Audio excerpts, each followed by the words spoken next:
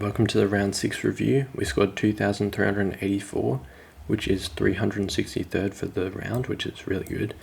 And that puts us up 7,000 ranks, or almost 7,000 ranks. So now we're just outside the top 2,000. So yeah, that's really good, especially considering a few rounds ago I was saying like this is a really bad start to the season. I think I was like 20k or something. So yeah.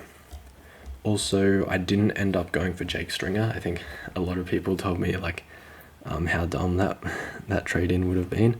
And yeah, I think he ended up scoring like 44. So yeah, went for Edwards instead. I just thought like the goal was I was trying to force a mid-pricer option because I didn't want to field Philippou. But I was just like, okay, whatever. I don't think it's a big deal fielding one bad rookie, especially with it's only best 22, so Philippou's score dropped out anyway. Yeah, I'd rather just get Edwards, who like I want to get in because he's going to be a good rookie. Key forward, so maybe slow burn, but I think good job security. So yeah, I'm happy with that. Also gives us a bit of extra cash. So yeah, we'll be able to do some good things with that this week. But yeah, I didn't really watch a heap of footy this week. Yeah, I guess I was just a bit busy doing an assignment, and just going on random side quests, like trying to procrastinate doing the assignment. But yeah, I won't get into that. Let's just go through, like what I'm trying to say is I don't really remember a lot of the games. I didn't watch like a heap of them. So yeah, we'll just go through what rookies we might want to trade. So Sarong, I think the big score drops out of his price cycle this week. So I wrote down his break even. I think it is 64. So yeah, I don't think Sarong will be making much more cash. I think like I doubt he's going to be able to do like a 126 again. Like he's just playing on the wing, no kick-ins. So yeah, I'm happy to trade him. Blamires, I think his break even is still 28, so don't need to trade him. Obviously Farrow is fine. Getting kick-ins, playing that half-back role. And break even is like 4, so yeah, that's all good. Lindsay is obviously chill as well, similar to Farrow. But yeah, even cheaper, so he has more cash to make. And Jake's, I think we should keep him. I think I'm not really sure what happened with his 34, but yeah, he's still only 250k, so I want to keep him. Yeah, I mean, it wouldn't be a disaster, like, and there's like no reason to trade him, obviously, because we could trade like a grill or something, with more cash. Like, yeah, I'm probably not going to trade Jake's, and then obviously not going to trade Marshall because he is still playing like the half-back role, even though I was a bit scared they're just going to play forward, which is why I moved him to the back line and benched him. And then in the midfield, honestly, I've been playing around with a heap of like combinations of trades this week, and Sam Walsh has been in the plans a little bit, but yeah, it's probably not the right decision to trade him out because he'll just hold his price, and I think there's a small chance he becomes a premium, maybe like 30% chance. But yeah, we'll see. I guess you can trade him out if you want, but probably it's best to be focusing on like trading out rookies to maximize cash gen at the moment. Yeah, and then obviously not trading Parrish. Bruin, he moved out of the midfield again this week, so he got 1 week of CBAs, and he's out again. I think it was only because Mullen like was tagging this week, so he had to have a few CBAs. Maybe Bruin gets the CBAs back. And if that's the case, I reckon he could average like 90 or even 100. But yeah, I don't know with Bruin, like, because yeah, we don't know the role, so I don't want to trade him. Especially, I think he still has that big score in his system, 115. So his break even is 59. So definitely not an urgent trade out, but yeah, I don't know. I think it's alright. How much? He's made like 100k, so he's done his job. I think Jagger is in a similar-ish situation. With like, we don't know if he's gonna like continue to get CBAs. He did get CBAs this week because Williams stopped getting CBAs. But yeah, I don't really know what's happening there. And Smith is also like a good accumulator, so probably like Bruin, if he gets a midfield time, I wouldn't be surprised if he averaged 100. So yeah, I want to keep these guys, but like it's not that bad if we have to trade them, if we can like get someone good. And then Grill, I'm pretty like indifferent to trading. What's his break even is 53, so yeah, he'll probably make a bit more cash, but not too much. But yeah, Richmond is so shit that his job security is really good. But yeah, he's not a big accumulator, so yeah, I just get rid of him, whenever I want. I guess I'd definitely trade out Grill over Smith. The only reason that I'd keep Grill is probably his flexibility into the back line is nice. But yeah, and then Hannaford with a 20. I think he got like 11 disposals, so I'm not too concerned. He's a small forward, so it was always going to be like slow burn. I still think his job security is alright. Like, it looks like he's playing well. Well, obviously, as well as you can play for a 20, I guess. But yeah, he's all good. We won't trade him. And then McAndrew. Yeah, I don't know. I think he's definitely still got... Yeah, actually, he's got more than 50k still to make. I'd like to keep him, definitely, but we'll see. Because I do have some plans of trading a Ruckman in this week, maybe. Spoilers there, but probably want to keep McAndrew. But yeah, and then really good Steen, obviously, we'll keep for a bit because of that 72. So yeah, he played really well. He got like a really nice hit out to advantage, I remember. That's probably not a good description, but yeah. Maybe you guys remember the specific moment just from that, but probably not. Philippou, I didn't watch the full game, but I just watched a little bit, and it's the first time I've really focused on Philippou, like for the whole season, and yeah, he just did not look good at all. He doesn't look like he's like good enough at AFL level. Like, I've heard like he's super talented or whatever, so yeah, maybe he just needs a bit of time in the VFL, because yeah, it's not really good enough from him to be honest. Like, I really want to like trade him out, and like he's 244k, so he's actually made a decent amount of money that we can trade him now.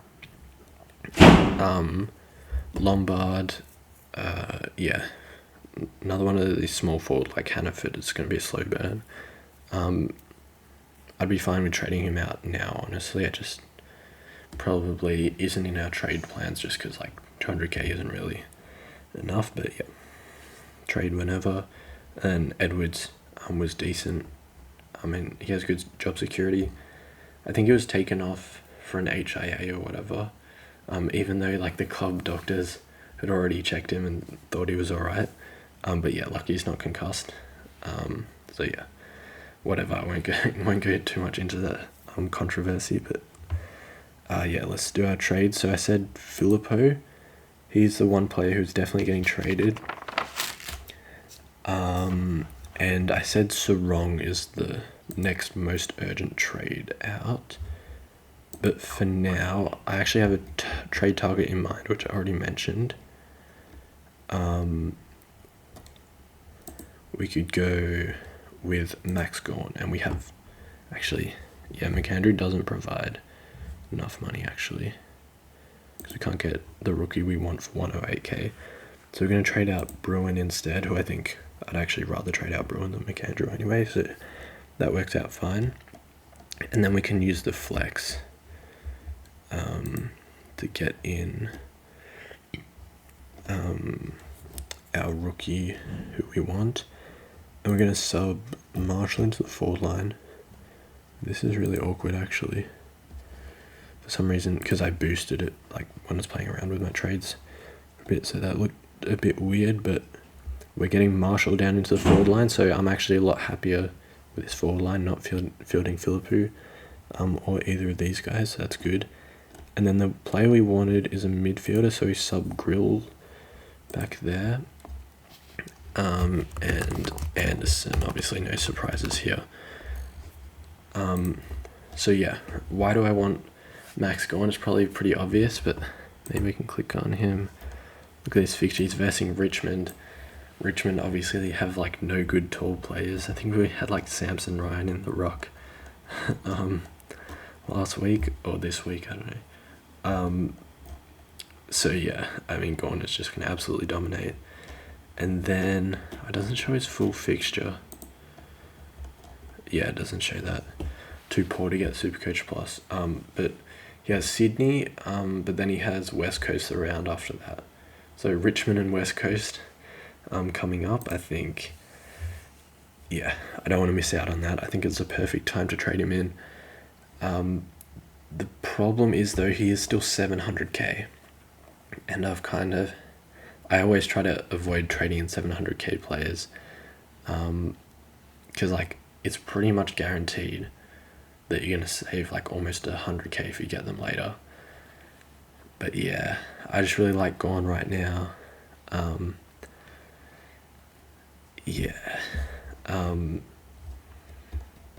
So maybe we'll explore some other options, because I don't want to play 700k, but we'll see. Also, we didn't really want to trade out Bruin. So if we're trading in someone cheaper, we can just trade out the cheaper Sarong and then get any defender that we like. Parker, I'm not actually sure what's going on with Parker, to be honest. Like, he looks like he's actually playing really well. It's not just being a North defender, which is making him score that well. But yeah, I'm not sure if that's going to be sustainable, so I don't want to touch him. Wilkie and Roberts don't look too good at Worrell. So I'd probably go Clark or Whitfield. I can't believe Miller is averaging 102. I literally traded him in just for round 2 and 3, and then traded him back out again. That's so unfortunate. But yeah, Clark or Whitfield. I haven't looked too much into either of them, but Clark's 520k, so that could be a bit of value. So yeah, considering both of our options, yeah, obviously we're getting Clark for a much better value than we're getting Gorn for. And we don't have to trade out Bruin. And also we're going to need some defender premiums at some point. And I think Clark is like pretty locked in to be top 6. So based on our principles, this trade looks a lot better, but honestly, I think I'm going to trade in Gorn. Like, fixture can be, like, not a big factor sometimes, but I don't know. Just feels like potentially the best scorer in Supercoach history is going up against potentially the worst, or, like, the best matchup for rucks in history. So, yeah, I think I'm just going to go for Gorn. But let me know if I'm making the wrong decision here, because I'll get him for 100k cheaper in a few weeks. Well, actually, probably not if he's going to go score 200s, but I'll get him for 100k cheaper eventually. Or actually, that's going to take a while, and he has the last buy as well, so maybe it is better to get him now. But yeah, we'll see, I guess. Yeah, tell me if I'm making the wrong choice here, because yeah, this was a difficult decision, especially I didn't really want to trade out Bruin. But yeah, let's look at our field. I think that's alright in defense. As I said, I really need to trade in some premium defenders, but I guess we'll worry about that later, because my next trade in is probably going to be Bont. But yeah, I don't know. That's when we're just, going full primo in the midfield. and only like 2 in the defense. But yeah, whatever. Obviously for our captain this week, that's the reason we traded him, and we're going to go Gorn. And then our field looks like it's pretty good. It's just whether we go Murdoch or Smith. I'm going to go Murdoch for now. But yeah, that's pretty much it. Like and subscribe, and yeah, thanks for watching, and comment too. Yeah.